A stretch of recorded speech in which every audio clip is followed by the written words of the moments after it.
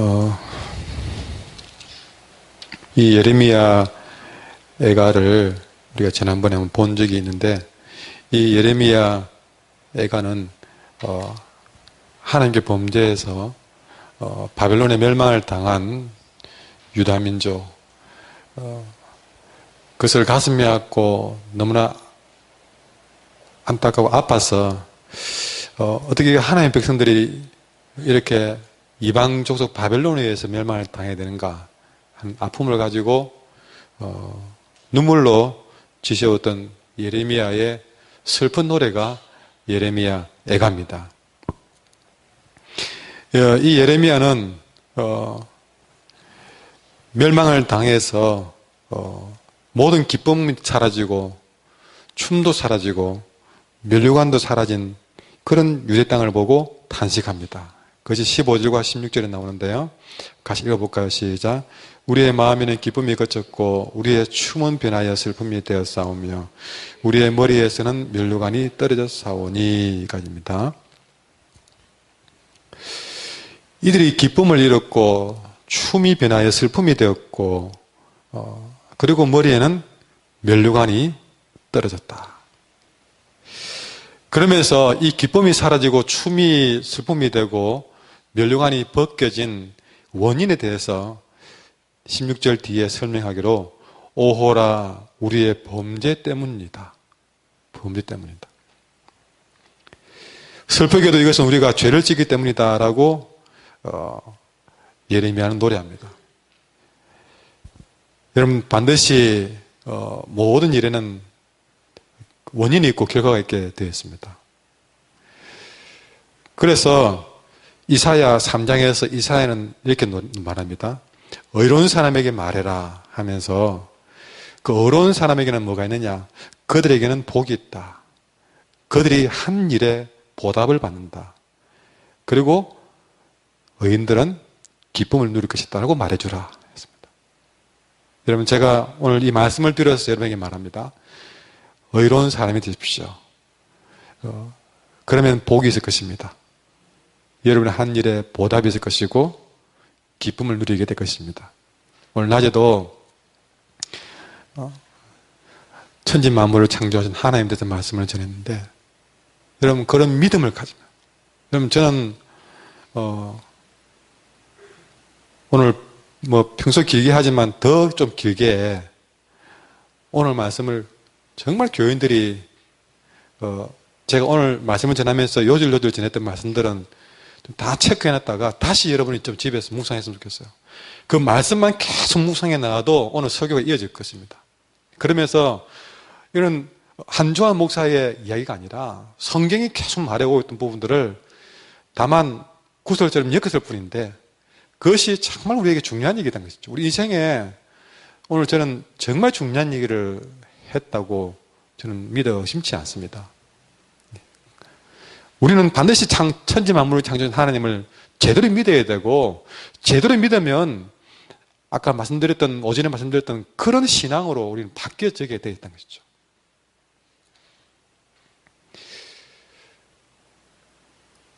앞으로도 매주 하나님에 대해서 말씀을 전하지만 창조주 하나님에 대한 고백이 안 되지면 뒤에 무슨 하나님에 대해 설명해도 안 믿어집니다.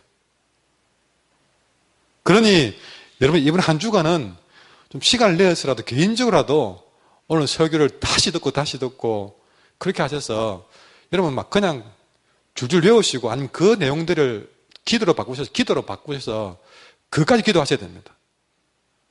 그게 내 마음이 믿어질 때까지 기도하셔야 됩니다. 정말 제가 부탁을 드립니다. 개인적인 수양일을 한다 생각하시고 부흥일을 한다 생각하시고 외울 정도로 그렇게 보셔서 완전 내 것으로 삼으셔야 됩니다.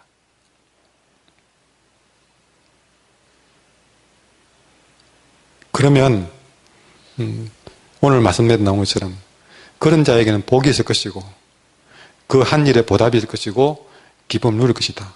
그런데 그 이사야가 그 말하고 난 다음에 반대로 이런 말도 했습니다. 그러나 악한 자에게는 화가 미칠 것이다. 재난이 그를 뒤덮을 것이다. 그들이 저지른 그대로 복을 받을 것이다.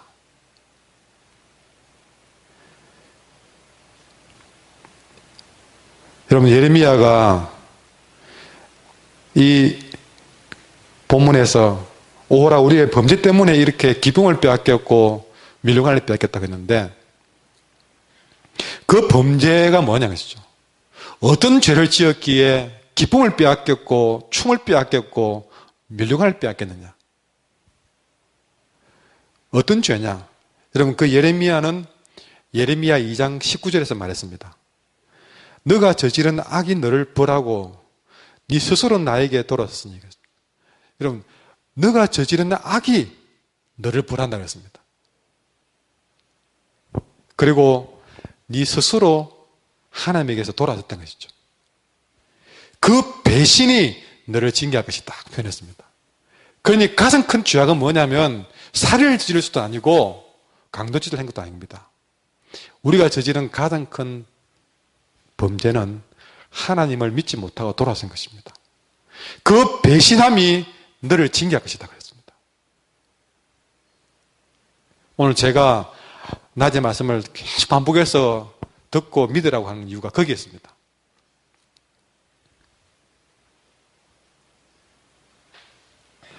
그 뒤에 예레미야 2장 19절 뒤에 그러므로 주 너희 하나님을 버린 것과 나를 경외하는 마음이 너에게 없다는 그것이 얼마나 악하고 고통스러운가를 보고서 깨달으라. 이것은 나 만군의 주 하나님의 말이다 그랬습니다. 하나님을 버리고 하나님을 경외하는 마음이 없다는 것이 얼마나 우리의 인생에 불행한 것인가를 보고서 깨달으라. 얼마나 강한 말씀인지 모릅니다. 그래서 여러분, 하나님이 심판하실 때요, 믿지 않는 세상의 심판하는 것보다 믿는 자에게 주는 심판은 더 큽니다. 믿지 않는 사람들이 아예 못 믿는다고 해서 그냥 일반적인 벌을 내린다면, 택하시고 믿어야 될 백성들이 제대로 믿지 않을 때는 하나님은 믿지 않은 세상보다 더 큰 벌을 준다는 사실이죠. 왜? 그 배신이 너를 징계할 것이기 때문에.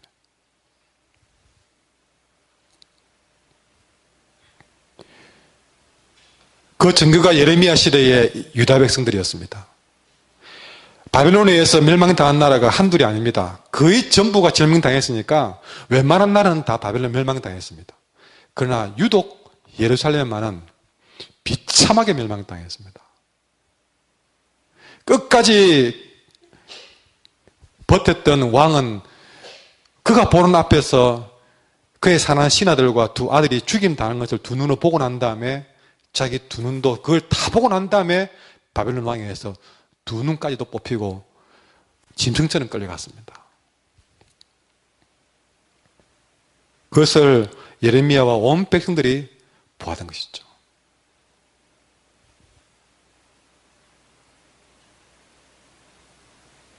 여러분, 그래서 15절과 16절을 그렇게 표현하고 17절, 18절 같이 읽어볼까요? 시작.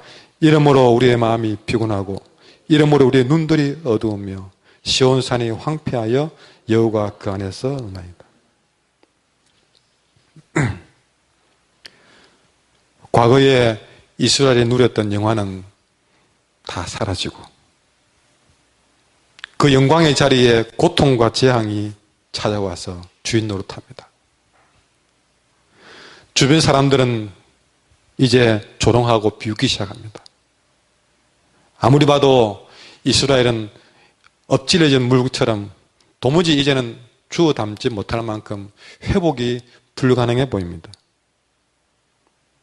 백성들이 과거의 영광을 아무리 추억을 하려고 해도 그 영광은 기억에만 남아있을 뿐 더 이상 돌아올 가능성이 보이지 않습니다. 나라는 아예 없어버렸고 왕과 신하들은 다 죽거나 포로로 잡혀갔으니, 그리고 인재란 인재는 바벨론으로 다 끌려가 버렸으니 남은 찌꺼기 가지고 도무지 이스라엘을 일으킬 소망이 없어 보입니다. 그러나 여러분, 그렇게 완전 밑바닥이라고 생각이 들고 더 이상 회복이 불가능하다고 생각되는 그 순간에 그 순간에 오늘 예레미야에 가서 이 슬픔의 노래를 끝까지 슬프게 불렀습니다. 얼마나 슬프게 부르는지요. 그래도 젊을 때 이렇게 이 김창완의 그 청춘이라는 노래는 좀 가볍게 편하게 불렀는데 최근에 뭐더 응팔하고 이렇게 하면서 드라마 하면서 뭔가 노래 분위기를 굉장히 좀 습한 분위기로 이렇게 노래를 바꿔가지고 언젠가 이렇게 부르는데요. 뭐 마음에 이상한 슬픔이 쫙 몰려오는 거예요. 똑같은 노래도. 여러분 지금 그런 마음으로 굉장히 슬픈 마음으로 예레미야가 애가를 불렀습니다. 1장, 2장, 3장, 4장, 5장까지요. 끝나는 순간까지 얼마나 슬프게 노래를 부르는지. 막 그 노래를 듣고 있으면 눈물이 나고 막 한숨이 쉬지고 막 힘이 다 빠지고 막 그런 정도로 막 슬픈 노래를 부릅니다. 근데 그 슬픔의 노래를 5주까지 마지막 주까지 싹 다 부르다가 맨 마지막 후렴구에 한 절을 그가 노래를 부르는데 여러분 잠자던 자가 눈을 벌려 뜰 만큼의 노래를 부른 것이죠. 그것이 바로 21절입니다. 같이 한번 불러볼까요? 시작. 여호와여 우리를 주께로 돌이키소서. 그리하시면 우리가 주께로 돌아가겠사오니 우리의 날들을 다시 새롭게 하사 옛적 같게 하옵소서. 아멘. 마지막 한마디 절규를 외치듯이 우리 예수님이 십자가에서 마지막 온 힘을 다해서 다 이룬노라 라고 선포했듯이 예레미야의 애가는 슬픈 곡조로 1, 2, 3, 4, 5절까지 쭉 이어지다가 마지막 후렴 한마디에서 그는 마지막 희망의 불꽃을 쏘아올리면서 이 고백을 한 것입니다. 그러니까 온 힘을 다해서 1, 2, 3, 4, 5절의 모든 절망을 덮을 만한 그런 간절함으로 21절 말씀을 고백한 것이죠. 여호와여 우리를 주께로 돌이키소서. 그리하시면 우리가 주께로 돌아가겠사오니 우리의 날을 다시 새롭게 하사 옛적 같게 하옵소서. 여러분 여기서 예레미야가 외치는 말을 잘 보십시오. 자세히 보십시오. 주님, 우리가 주님께 돌아가겠습니다 라고 했습니까? 아니면 우리를 주께로 돌이키소서 그랬습니까? 우리가 주께로 가겠습니다는 뒤에 있고 첫 마디는 우리를 주께서 돌이키소서 그러면서 누구에게부터 합니까? 여호와여. 그 말이 그 말 같고 저 말이 저 말 같은데요. 완전 다른 말이고 순서도 절대 바뀌어서는 안 될 가장 중요한 말이라는 사실을 오늘 저는 강조하고 싶습니다.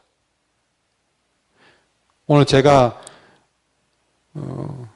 낮예배 시간 때 교동문 하면서 제가 헷갈렸거든요. 아시죠? 여러분도 생각하실 겁니다. 여러분 읽을 부분에 제가 읽어 나가니까 한 목사님 오늘 왜 우리 그 따라 읽지 했죠? 아니요, 저는 내 속으로 교인들이 맨날 내 따라 읽는다고 제가 속으로 다 읽고 내 읽을 부분에 가만히 서 있었거든요. 또 속으로 안 읽고 가만히 있노? 이랬습니다.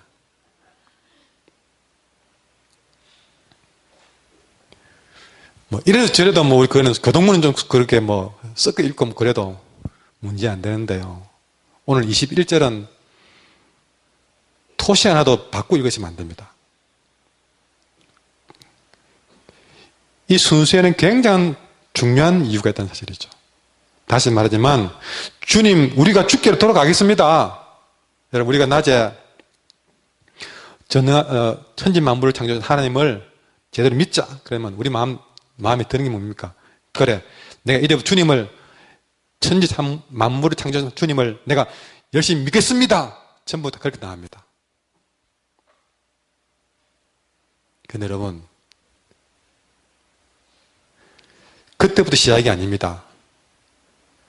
이미 시작은 낮 예배 시간 때 말씀을 전하는 순간에, 예배드리는 순간에 이미 하나님이 일을 하셨다는 사실이죠. 그걸 까먹고 언제부터 내가 시작하겠다, 그래 생각하시면 안 되는 것이죠. 오늘 말씀도 거기입니다.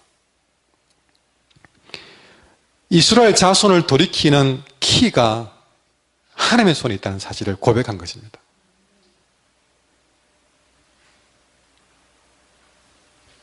여러분, 이거 하나 분명한 사실은요, 항상 하나님은 스스로 일하시는 분이고 저와 여러분은 항상 끌어야 가는 사람들입니다. 우리는요, 아무리 화려해도 수레예요, 수레. 말이 끌지 않으면 굴러가지 못할 수레예요. 말이 수레를 묶고 끌어줘야만이 갈 수 있는 인생입니다. 근데 우리는 그걸 잊어버릴 때만 해요.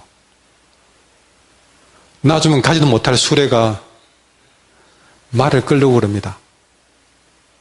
우리의 신앙생활은 항상 그랬어요. 순서가 바뀌었어요, 순서가. 믿어도 순서가 바뀌면 잘못 믿는 겁니다.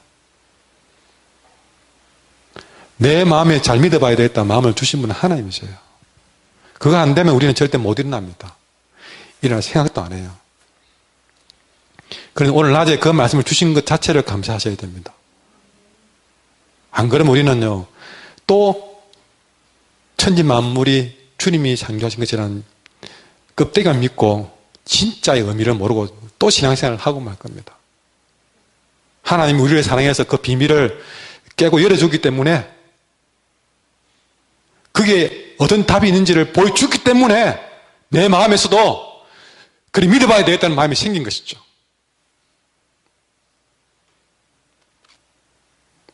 우리는 그걸 모르고 조금만 뭐 하면 내가 잘했다고. 다시 말하지만 늘 하나님은 늘 우리보다 앞서 일하시고 스스로 일하시는 분이고, 우리는 한순간도 안 끌어주면 못 움직이는 그런 인생이라는 것을 아셔야 됩니다. 여러분이 지나온 일들로 돌아보면 답이 나옵니다. 항상 하나님이 먼저 일하셨고 하나님이 움직이셨고, 우리에게 손을 주신 분도 하나님이시고 그 손을 이루게 하시는 분도 하나님이시다는 것이죠.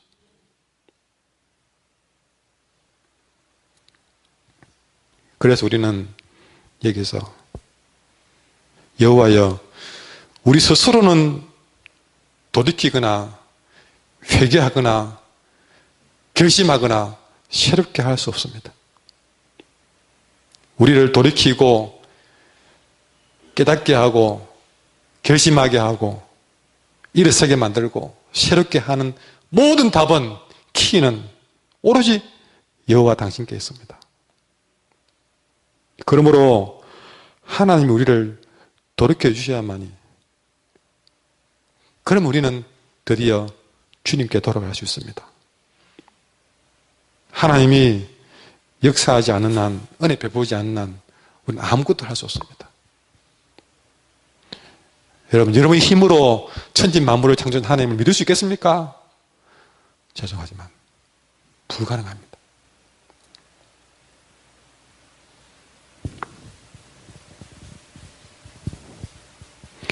우리 마음이 하나님께 돌아가고 싶고 새롭게 살고 싶고 회개도 하고 싶고 옛적 같게 하고 싶고, 그런 시절을, 그 옛적 같은 행복한 시절을 맞이하고 싶은데, 내 안에는 아무리 찾아봐도 아무리 뒤져봐도 내 안에는 일어날 힘이 조금도 남아있지 않더라고요.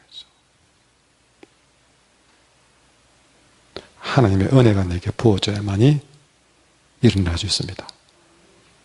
그래서 예레미야가 여호와여, 우리를 주께로 돌이켜주소서. 때론 너무 고난이 극심하면 사람들은 자포자기합니다. 내 힘으로 일어날 용기를 잃어버렸다고 이야기합니다. 그러나 여러분, 그 순간이 정말 내가 내 힘으로 일어날 힘이 없다고 생각되는 순간 이 말씀을 꼭 기억하십시오. 나의 그 마지막 순간이 이제 하나님이 내 마음에서 제대로 역사할 수 있는 기회가 왔구나. 내가 도무지 가능이 없다고 생각하는 그 순간 우리 하나님이 은혜를 베푸시며 주께로 돌이키는 순간, 여러분, 우리 오늘 하지 뭐라 했습니까? 하나님은 못할 일이 없다고 했습니다. 그때 정말 못한다고 생각되는 나를 일으키는 역사가 일어날 줄 믿습니다. 그러니 우리는 하나님 앞에 나는 스스로 일어날 수 없는 연약한 존재임을 하나님 앞에서 시인을 하고, 늘 지금까지는 내가 결심하면 된다고 생각했습니다. 내가 노력만 하면 된다고 생각했습니다. 그러나 그것보다는 오늘 말씀 의지해서 하나님, 나는 내 힘으로는 아무것도 할 수 없음을 시인하고, 하나님, 내게 100% 하나님의 것으로 은혜 베풀어 주십시오.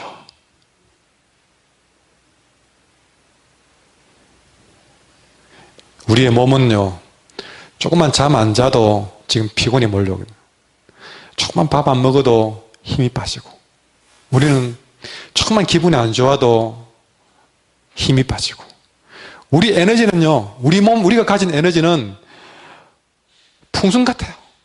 뭐 바늘 같은 그런 일만 생겨도 구멍 안 나도 푹 빠져버리는 우리 에너지는요, 불과 10분 전에 탱탱하듯이 에너지가 있더라도 여러분, 뭐 말 한마디에 그냥 바람 푹 빠져버리는 것이 우리 인생이에요. 그러니까 우리 에너지는 여러분 뭔가 하루를 못 넘겨요. 그 달아붙는 게 뭡니까? 작심삼일. 하루도 못 넘겨서 여러분 월요일쯤 되면, 화요일쯤 되면요, 주일 낮에 설교 제목도 까먹습니다. 뭐 믿고 뭐 따르고 의지하기는커녕 제목도 기억이 안 나고, 사람방 가면 뭘 해야 될지 생각도 안 나는 거예요.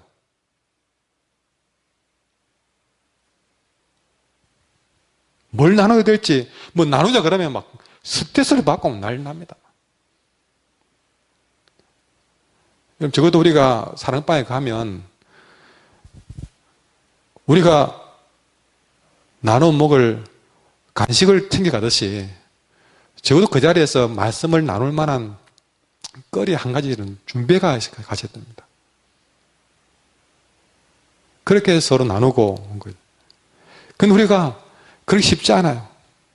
왜냐하면 준비한 것도 그냥 금방 손에 놓칠 만큼 그렇게 쉽게 우리 에너지는 빠져버리고, 우리 영적인 배터리는 얼마나 빨리 닳아버리는지요. 금방만 닳아버려요. 그러나 우리 하나님의 에너지는 영원하시고 충만하십니다. 우리 에너지는 시시때때로 빠지고 방전되고 약해지지만 우리 하나님의 열정은 다 한 적이 없습니다. 한 번도 그 에너지가 모자란 적이 없습니다. 그러니 그분한테 가서 그분이 주시는 에너지를 공급받아야만이 우리 일어설 수 있습니다. 그한 예로 엘리야가 어땠습니까? 갈멜산에서 850의 이단 선지자들과 영적 대결을 벌일 때는 1대 850의 어마어마한 대결을 벌였습니다. 1대 850으로 승리했습니다. 그때 마음 같았으면 엘리야는 이스라엘을 복음화시키고 아합 정도는 그냥 아합 이세벨 정도는 완전히 그냥 완전 성도로 만들어 놓고 그럴 줄 알았습니다. 근데 그렇게 1대 850의 대결에서 승리했던, 갈멜산에 승리했던 엘리야가요, 이세벨의 협박 한마디에 무너지고 말았습니다. 그게 우리의 모습이에요. 살기 위해서 그는 광야길을 도망을 갑니다. 도망가다 너무 지쳐가지고 쓰러진 곳이 로뎀나무 그늘 아래였습니다. 로뎀나무로 해봐야 별로 크지 않은 볼품없는 나무예요. 그 나무꾼들이 어제가 누워가지고 불과 어제같이는 850명과 대적을 하면서도 그렇게 당당했던 엘리야가 오늘은 완전 에너지가 다 소모돼가지고 어린 나무 그늘 아래에서 그 입으로 나를 좀 죽여주십시오 그랬습니다. 근데 여러분, 그런 엘리야에게 하나님은 천사를 보내 어루만지고 그렇게 잠들어 있는 엘리야를 깨워서 숯불에다가 떡을 구워가지고 물까지 주면서 기운을 돋궈줍니다. 여호와께서 엘리야를 죽게로 먼저 돌이키셨어요. 그 다음에 엘리야가 일어나서 다시 힘을 얻어서 40일 걸어가지고 하나님의 산 호렙에 도달합니다. 여러분, 그가 호렙에 먼저 갔습니까? 아니요. 하나님이 완전히 포기하고 있는 엘리야를 천사를 보내고 떡까지 구워주가면서 달래가지고 이렇게 가지고 쇠임 묻고 은혜 베풀어 주셔서 다시 가게 한 것이죠. 여러분, 요즘에는 드물지만 시골에 가면 수돗물이 없고 그럴 때 지하수를 끌어올리는데, 그런데 대부분은 동네 우물가에서 물 떠오르잖아요. 그래서 조금 있는 집은 집에 이런 게 있습니다. 근데 그 물을 끌어올 때에 맨 먼저 물을 끌어올 때 어떻게 합니까? 물을 거기 조금 붓지 않습니까? 그걸 두고 마중물이라고 그러잖아요. 그 마중물 한 바가지를 거기에 딱 들어 부으면 그 다음에 그 마중물의 압력에 의해서 이렇게 적절하게, 그것도 실수하면 또 다시 부어야 되잖아요. 근데 딱 붓고 적절하게 푹 부으면 그 물 속에 밑에 지하에 있는 물이 압력을 받아서 그 마중물 때문에 압력이 되어서 저 밑에 있는 물들이 막 올라옵니다. 드디어 큰 물이 흘러나오면 이제는 마음껏 푹 가지고 덕목도 하고 밥도 짓고 빨래도 하고 끌어올립니다. 그 큰 물을 끌어올리는 물은 마중물이었어요. 여러분, 하나님의 은혜는 이런 마중물 같은 것입니다. 저는 주일 낮 예배가 바로 이런 마중물 같은 여러분 역사를 한다고 저는 믿습니다. 낮 예배에 우리가 예배를 드리는 이유는 그 예배를 통해서 마중물 같이 다 소진해버린 그런 우리의 영적인 에너지를 낮 예배가 마중물이 되어서 다시 우리 잃어버린 영적인 에너지를 끌어올리는 힘이 되는 것이죠. 그래서 여러분, 우리가 일주일 생활 중에서 예배 빠지면요, 마중물이 빠진 게 가지고 은혜를 끌어올리기가 엄청 힘이 들어요. 잘 안 올라옵니다. 안 올라와요. 경험하는 거 아닙니까? 다 경험한 거잖아요. 근데 예배를 우리가 잘 드리고 한 주간을 살면요, 마중물을 이런 펌프가 물을 끌어오듯이 다른 에너지도, 영적 에너지도 뭐 끌어올리는데 문제없이 팍팍 끌어올리게 됩니다. 마중물처럼 절망 가운데 있는 우리들을 하나님이 힘을 조금만 보태주셔도, 여러분, 하나님이 보태주는 조금만 힘만 더해도 우리는 언제든지 다시 일어날 수 있습니다. 그 마중물 역할이 하나님의 은혜인 줄 믿습니다. 온 사방이 다 막히고 우겨싸움을 당해도 하나님이 마중물 같은 은혜를 주시면 우리는 다시 일어설 수 있다는 사실입니다. 그런 주님께서 우리에게 말씀하십니다. 수고하고 무거운 짐진 자들아 다 내게로 오라. 내가 너를 쉬게 하리라.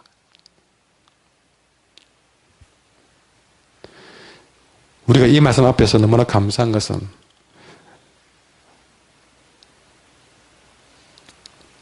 늘 그럴 때마다 생각나는 게 있습니다. 지금은 아이들이 집안에 노니까 그런 장면을 못 보지만요, 어릴 때 기억은 동네 그 넓은 공터에 있으면 거기 다 모여 놀잖아요. 거기서 무슨 뭐 구슬치기를 하든 아니면 뭐 이렇게 뭐죠? 네, 사구놀이 그런 것도 하든 다스망구 이런 것도 있고요. 뭐 진놀이 또 뭐 어릴 때 쏘리 이런 것도 있었거든요. 줄넘기도 하고. 근데 그렇게 놀다가 꼭 되면 저기서 예, 죄송합니다. 광모야 밥 먹으러 온나? 그러면 저기서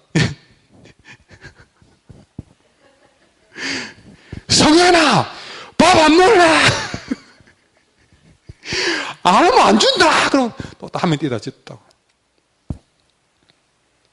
여러분, 수고가 무거운 짐진 자들아 불러주시는 분이 계심을 얼마나 우리는 감사히 계십니까? 내가 너를 쉬게 하리라. 이것이 우리의 특권입니다. 우리가 위로받을 길이 있다는 것이 특권입니다. 여러분, 세상에는 위로받을 길이 없어 술로 달래야 되고, 아니면 막 노래방에서 막 정신을 그렇게 정신을 쏟아야 되고,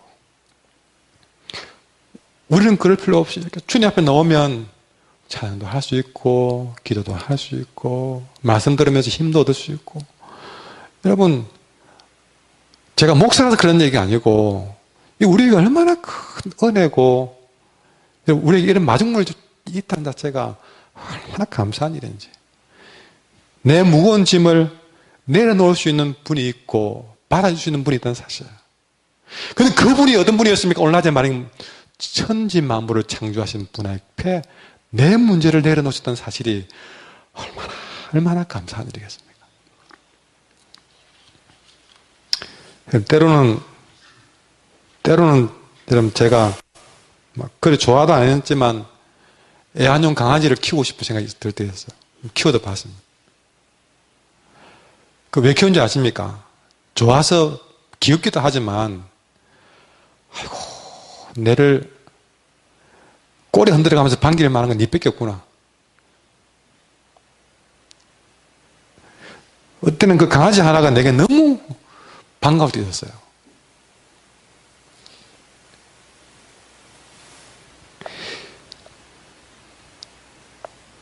아무것도 아니더라도 그거 하나 때문에 위로가 되더라고요 말입니다. 근데 여러분 진짜 우리는 그런 한 강아지가 아니라 천지만물을 창조하신 하나님께서 나를 반겨주시고 내가 너의 방패되어 주겠다. 내가 너가 어떤 기도 들어주겠다. 내 응답할 준비가 다 됐다. 그러면서 수고하고 무거운 짐진 자들아 나에게 오라. 내가 너를 쉬게 하겠다. 여러분 들을 때마다 너무나 내가 이런 은혜를 받고 있다니 너무나 감사하지 않습니까? 시편 69편 32절에 보니까 온유한 자가 이를 보고 기뻐하노니 하나님을 찾는 너희들아 너희 마음을 소성케 할지어다. 그렇습니다. 천지 만물을 창조하신 하나님을 찾는 너희들아 너희 마음을 소성케 할지어다. 다시 살아나라. 세상의 의사는 육체를 치료하지만 우리 하나님은 너희 마음을 그랬습니다. 우리 마음을 치료하시는 분이십니다. 어떤 절망을 가도 우리 하나님은 우리 마음 다 치료할 수 있습니다. 그분께 내 마음을 치료해 달라고 내 마음 용기 달라고 맡겨보십시오. 다 치료해 주십니다. 내 안에서 나도 모르는 새 힘을 하나님이 만들어 주실 것입니다. 그러니 여러분 이 말씀 의지해서 하나님이 여러분에게 주시는 힘을 기대하시고 하나님께 내 마음을 치료해 달라고 맡겨보십시오. 완전 새 것으로 만들어서 에너지 100% 만들어서 내 마음 가운데 채워줄 것입니다. 그런 힘을 받은 사람들은 위기를 극복할 뿐만 아니라 하나님께 영광 돌리는 삶을 살게 될 것입니다. 교회 봉사를 해도 하나님 주시는 힘이 필요합니다.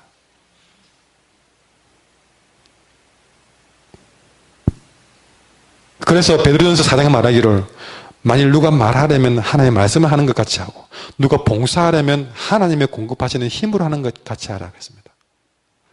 여러분 나에도 말씀드렸지만 여러분이 맡겨준 사명 어떤 사명이든 기쁘게 감당하시되 때론 그 사명을 감당하다 에너지에 빠지면 그걸 사람에게서 얻으려고 하지 마시고 하나님께 가지고 가셨어. 하나님 내 마음의 배터리가 다 빠져버렸어요. 다 했어요. 그러면 하나님은 그거 받으셔서 여러분 헌집 주께 새집 다 하듯이 주님께 맡기면 우리 하나님은 헌 배터리를 받아서 새 배터리로 바꿔줄 것입니다. 때론 힘 빠지고 때론 조용히 쉬고 싶은 그런 상태가 되어도 우리 하나님 계시기 때문에 그럴 때마다 공급하시는 하나님께 우리의 모든 것들을 맡기십시오. 성도는 하나님께서 공급하신 힘으로 사는 사람들이 되어야 됩니다. 하나님 바라보고 하나님이 힘주실 것을 믿고 기도하며 사셔야 됩니다. 거기서 힘을 얻고 사셔야 됩니다. 그래야 하나님의 이름에 영광 돌릴 수가 있습니다. 하나님 나에게 일어날 힘을 달라고 기도하십시오. 내게 맡겨준 사명 이루게 해달라고 기도하십시오.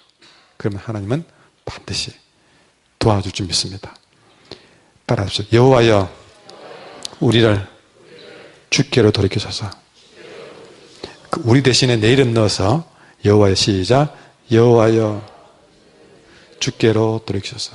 한 번 더 시작. 여호와여. 아멘. 오늘 말씀을 생각하면서 여러분이 그렇게 주님 앞에 나가시면 주께서 복의 복을 더하사